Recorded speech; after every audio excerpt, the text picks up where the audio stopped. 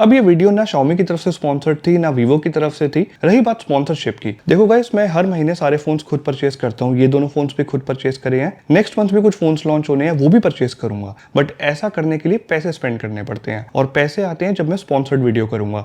एक मंथ में एक स्पॉन्सर्ड वीडियो मुझे करनी पड़ेगी। आई होप आप इस बात को समझोगे और जैसे मेरी सारी आप अनस्पॉन्सर्ड वीडियोस देखते हो, एक आध स्पॉन्सर्ड वीडियो भी देख लेना। 2025 में जब Xiaomi 15 लॉन्च हुआ था और कार्ड डिस्काउंट के बाद 512GB वेरिएंट 55,000 रुपीज कॉस्ट कर रहा था ऑफलाइन में आफ्टर नेगोशिएशन, तो मैंने 2025 में वो फोन सबको रेकमेंड करा। मेरे अकॉर्डिंग वो 55,000 रुपीज में एक बहुत ही ज्यादा capable value for money smartphone था, कंसिडरिंग वो फोन परफॉर्मेंस भी अच्छी देता था और उसकी कैमरा क्वालिटी डे लाइट और लो लाइट दोनों में कमाल की थी। लेकिन जैसे ही साल 2026 स्टार्ट हुआ, सभी स्मार्टफोन ब्रांड्स को बहुत ही टफ टाइम देखने को मिला। रैम और स्टोरेज के प्राइस स्काई रॉकेट हो गए। इस वजह से सही प्राइस पॉइंट पे एक सही स्मार्टफोन को लॉन्च करना ऑलमोस्ट नेक्स्ट टू इम्पॉसिबल हो गया स्मार्टफोन ब्रांड्स के लिए। इसका डायरेक्ट इंपैक्ट कंज्यूमर के ऊपर आया। जो कंज्यूमर पहले 30-40,000 रुपीज में अपने लिए एक अच्छा डिसेंट कैमरा फोन परचेस कर लेता था विद गुड प्रोसेसर, वो आज की डेट में 50 से 60,000 रुपीज स्पेंड किए बिना एक अच्छा फोन परचेस ही नहीं कर सकता।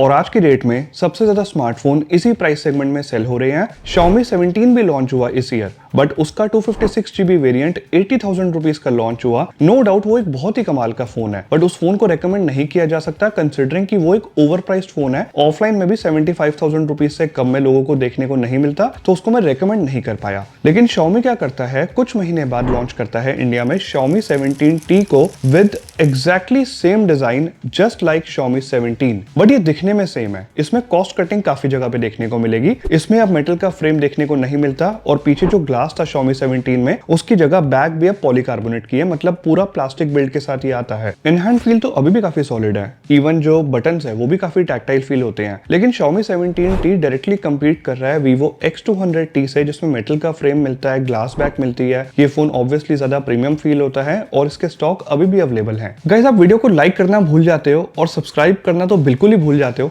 कर दिया करो यार सब्सक्राइब।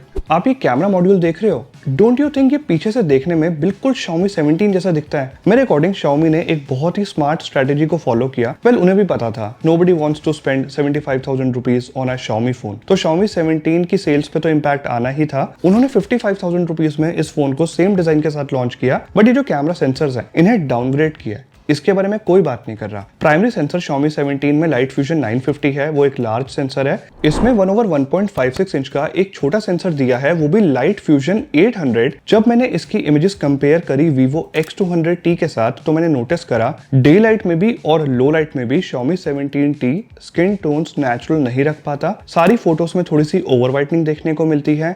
स्किन का जो टेक्सचर है वो भी नेचुरल नहीं है, थोड़ी सी स्किन स्मूथनिंग देखने को मिल रही है। अगर डिटेल्स की बात करूं तो दोनों ही इमेजेस में डिटेल सफिशिएंट है, चाहे डे लाइट की फोटोज हो चाहे लो लाइट की हो। बट ये दोनों ही फोन के कैमरा में आपको ओवर शार्पनिंग देखने को मिलती है। अब ओवर शार्पनिंग यस Vivo में है, बट ओवरऑल Vivo में जो कलर साइंस है, जो स्किन टोन्स है, वो ज्यादा नेचुरल साइड पे है। अगर मैं आपको लो लाइट की फोटो जूम करके दिखाऊं तो आप नोटिस करना कि Vivo की इमेजेस में नॉइस भी कम है कंपेयर टू Xiaomi 17T। इसके अलावा लाइट फ्यूजन 800 क्यों मुझे एक डाउनग्रेड लगा, उसके पीछे रीजन ये है कि जब मैं डे लाइट में डायनामिक रेंज चेक कर रहा हूं तो compare to Xiaomi 17 light fusion 950 better dynamic range के साथ इमेजेस कैप्चर करता है। जब मैं Vivo के साथ इसकी side by side images compare कर रहा हूं तो उसमें क्रश शैडोज देखने को मिल रही हैं और ज्यादातर इमेजेस ओवर एक्सपोज्ड भी आती हैं। चाहे ह्यूमन सब्जेक्ट की फोटो हो, चाहे मैं किसी बिल्डिंग की इमेज कैप्चर कर रहा हूं, कई बार मेन सब्जेक्ट ओवर एक्सपोज हो रहा होता है, कई बार बैकग्राउंड में हाइलाइट्स ब्लोन आउट हो रही होती हैं, तो हाईलाइट मैनेजमेंट इस फोन का अच्छा नहीं है। Vivo X200T हाइलाइट्स बहुत बेटर मेंटेन कर लेता है। मूव करें अगर इसके पेरिस्कोप लेंस की तरफ, सबसे ज्यादा मार्केटिंग की गई है Xiaomi 17T एक लौता ऐसा फोन है 55,000 रुपीज में जिसमें 5x पेरिस्कोप लेंस मिलता है। ये बात सच है, लेकिन इसके अंदर कुछ चीजें छुपाई गई हैं। इसके अंदर सेम Samsung JN5 सेंसर मिलता है जो Xiaomi 17 में भी है, बट वहां पे जो लेंस यूज हुआ है वो 60 mm का हुआ है। Xiaomi 17T में 115 mm का लेंस यूज हुआ है, जिस वजह से यस ये 5x ऑप्टिकल जूम तक चले जाता है। और जब इतना ज्यादा जूम करके मैं इमेजेस कैप्चर कर रहा था तो मैंने नोटिस करा ये काफी शार्प इमेजेस कैप्चर कर लेता है, पिक्चर्स में ज्यादा नॉइस भी नहीं होती। अगर आप एक ऐसे पर्सन हो जिसको जेन्युइनली 5x ऑप्टिकल जूम की नीड नीड है देन आप इस फोन को कंसिडर एक बार को कर सकते हो। बट जब बात आती है इस लेंस से पोर्ट्रेट्स कैप्चर करने की, तब अगेन ये फोन की जो इमेज प्रोसेसिंग है वो आपको डिसअपॉइंट करेगी। अगेन इमेज में आप सब्जेक्ट की तरफ देखो, ओवर वाइटनिंग देखने को मिलती है, स्किन स्मूथनिंग देखने को मिलती है। अगर मैं इसको वीवो के पोर्ट्रेट से कंपेयर कर रहा हूं जो 3x पे पोर्ट्रेट्स कैप्चर करता है, वो एक ज्यादा बेटर पर्सपेक्टिव देती है वो फोकल लेंथ, और स्किन टोन्स,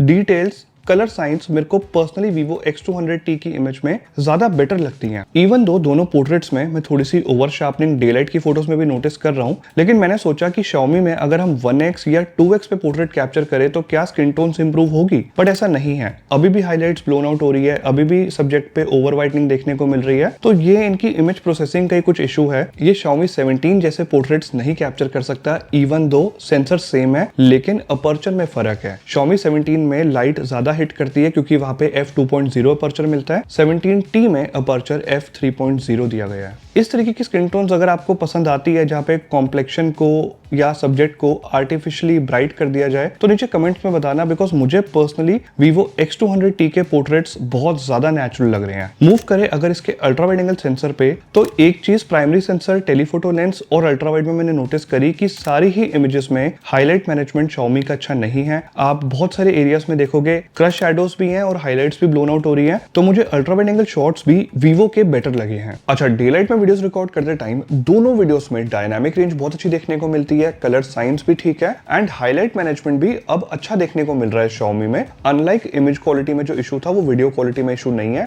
बस Xiaomi से पेरिस्कोप लेंस से जब वीडियो रिकॉर्ड करते हैं 5x पे तो स्टेबलाइजेशन अच्छी नहीं है, हाथ को बहुत ज्यादा स्टेबल रखना पड़ता है। लेकिन प्राइमरी कैमरा से जब वीडियोस रिकॉर्ड करोगे आप 4K 30 FPS पे, तो आप देख सकते हो वीडियो स्टेबलाइजेशन काफी अच्छी है। इट्स जस्ट Vivo की वीडियो और भी ज्यादा स्टेबल है, बट लो लाइट की वीडियो क्वालिटी दोनों ही फोन्स की थोड़ी डिसअपॉइंटिंग है। काफी नॉइस देखने को मिलती है दोनों वीडियोस में। इन दोनों ही फोन्स के फ्रंट कैमरास थोड़े से एवरेज परफॉर्म करते हैं। Vivo की इमेजेस कभी कभी थोड़ी सी सॉफ्ट आती है, बट जब सफिशिएंट लाइट हो तो ये अच्छी डिटेल्स के साथ भी इमेजेस कैप्चर कर लेता है, और कलर साइंस, डायनामिक रेंज भी मुझे Vivo की इमेजेस में ज्यादा बेटर देखने को मिली। Xiaomi का फ्रंट कैमरा थोड़ा इनकंसिस्टेंट है। जब मैं नॉर्मली इमेज कैप्चर कर रहा हूँ तो इमेज ठीक आ रही है, बट जैसे ही पोर्ट्रेट मोड पे स्विच करता हूँ तो HDR processing just like the rare camera, front camera की भी HDR प्रोसेसिंग ठीक नहीं है और फ्रंट कैमरा थोड़ा इनकंसिस्टेंट लग रहा है मुझे। अब Vivo X200T मैं पहले यूज कर चुका हूँ। इस बार मैं Xiaomi 17T यूज कर रहा था और मैंने इसको साइड बाय साइड कंपेयर भी करा जब Vivo से, तो दोनों फोन्स की डिस्प्ले कंटेंट वॉचिंग के लिए बहुत अच्छी है, अच्छी OLED डिस्प्ले है, LTPS सही है। लेकिन जब मैं आउटडोर में चेक कर रहा था तो Vivo की डिस्प्ले ज्यादा ब्राइट है। ऑन पेपर पीक ब्राइटनेस किस ब्रांड ने कितनी क्लेम करी है वो एक अलग चीज है, बट रियल लाइफ में Vivo की डिस्प्ले एक्चुअली में ज्यादा ब्राइट है। अब नॉर्मली जब मैं Xiaomi 17T को यूज करता हूँ, जो भी बेसिक टास्क परफॉर्म करता हूँ, उसमें फोन लैग नहीं करता और HyperOS के जो एनिमेशंस हैं वो बहुत स्मूथ है। मुझे पर्सनली Vivo में जो OriginOS आता है उससे ज्यादा बेटर लगते हैं इसके एनिमेशंस। देखो, पर्सनल प्रेफरेंस वाली बात होती है UI, किसी को कुछ पसंद आएगा, किसी को कुछ। अब आप कहोगे कि जो Antutu स्कोर है वो Xiaomi में 2 मिलियन तक आते हैं एंड Vivo में 2.9 मिलियन तक चले जाते हैं। तो ऑन पेपर अगर आपको गेमिंग करनी है देन यस, Vivo आपके लिए बहुत अच्छा ऑप्शन है। और एक रीजन ये भी है कि Xiaomi 17T थोड़ा सा ज्यादा थ्रॉटल करता है। इसमें कुछ प्रॉब्लम है, मुझे नहीं पता, बट ये थ्रॉटल ज्यादा कर रहा है। जब मैं आउटडोर में गूगल मैप्स भी यूज कर रहा था तो ये फोन ज्यादा हीट हो जाता है। दिल्ली में टेम्परेचर काफी ज्यादा है, आई अंडरस्टैंड, बट Vivo में भी मैंने गूगल मैप्स वगैरह यूज करके देखे तो वो हीट कम करता है। तो गेमिंग परफॉर्मेंस और ज्यादा कंसिस्टेंट FPS आपको Vivo में देखने को मिलेंगे। इसके अलावा 2026 में आप जो भी एक 55,000 रुपीज के फोन से एक्सपेक्ट करते हो वो सब इसमें है। हैप्टिक्स फोन के अच्छे हैं, स्टीरियो स्पीकर दिए गए हैं, सारे इंपॉर्टेंट AI फीचर्स भी मिलते हैं। ऑलवेज ऑन डिस्प्ले में कॉस्ट कटिंग की है, ये परमानेंटली ऑन नहीं रहती, 10 सेकंड के लिए ऑन रहती है। और इसमें जो फिंगरप्रिंट स्कैनर है वो अल्ट्रासोनिक नहीं मिलता, Vivo में मिलता है, ये ऑप्टिकल वाला है। तो कुछ जगहों पे कॉस्ट कटिंग की गई है, लेकिन इस फोन को रेकमेंड ना करने का मेन रीजन यही है कि यस, ये थोड़ा थ्रॉटल करता है। और Xiaomi ने जो इमेज पोस्ट प्रोसेसिंग Xiaomi 15 में की थी, Xiaomi 17 में की थी, वो काफी ज्यादा बेटर है। उन इमेजेस में ओवर शार्पनिंग देखने को नहीं मिलती थी, उनका हाईलाइट मैनेजमेंट बहुत अच्छा था और लो लाइट की इमेजेस में नॉइस कम होती थी। But for some reason Xiaomi 17T में उस लेवल की इमेज प्रोसेसिंग देखने को नहीं मिली। तो इन सभी एस्पेक्ट्स को कंसिडर करते हुए 55,000 रुपीज में Xiaomi 17T को मैं रेकमेंड नहीं कर सकता। Vivo X200T एक काफी बेटर ऑप्शन है और सेल में कई बार 50,000 का भी मिल जाता है, तो उसकी तरफ जाना ज्यादा बेटर रहेगा। अब ये वीडियो ना Xiaomi की तरफ से स्पॉन्सर्ड थी ना Vivo की तरफ से थी। यस, मैंने इसमें Vivo को ज्यादा अप्रिशिएट जरूर करा है बिकॉज जेन्युइनली वो प्रोडक्ट बेटर है। रही बात स्पॉन्सरशिप की, देखो गाइस, मैं हर महीने सारे फोन्स खुद परचेस करता हूँ। ये दोनों फोन्स भी खुद परचेस करे हैं। नेक्स्ट मंथ भी कुछ फोन्स लॉन्च होने हैं, वो भी परचेस करूंगा,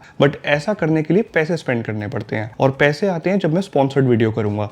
एक मंथ में एक स्पॉन्सर्ड वीडियो मुझे करनी पड़ेगी। आई होप आप इस बात को समझोगे और जैसे मेरी सारी आप अनस्पॉन्सर्ड वीडियोस देखते हो, एक आध स्पॉन्सर्ड वीडियो भी देख लेना। ये एक मजबूरी है, इसी के थ्रू मैं आगे सर्वाइव कर पाऊंगा यूट्यूब पे। इस बात को जितनी जल्दी समझ जाओगे उतना हम सबके लिए अच्छा रहेगा। मैं कोशिश करूंगा सिर्फ उन्हीं ब्रांड्स के साथ काम करूं जिनके फोन्स एक बार को बहुत ज्यादा वैल्यू फॉर मनी अगर नहीं भी है तो एटलीस्ट वो ओवर प्राइस ना हो। प्लीज इस बात को समझना। उम्मीद करता हूँ ये वीडियो इन्फॉर्मेटिव लगी होगी, तो इसको दोस्तों के साथ शेयर कर देना। अगर कोई 50-60 थाउजेंड में एक नया फोन परचेस करने का प्लान कर रहा है तो मैं बहुत जल्द आपसे नेक्स्ट वीडियो में मिलता हूँ।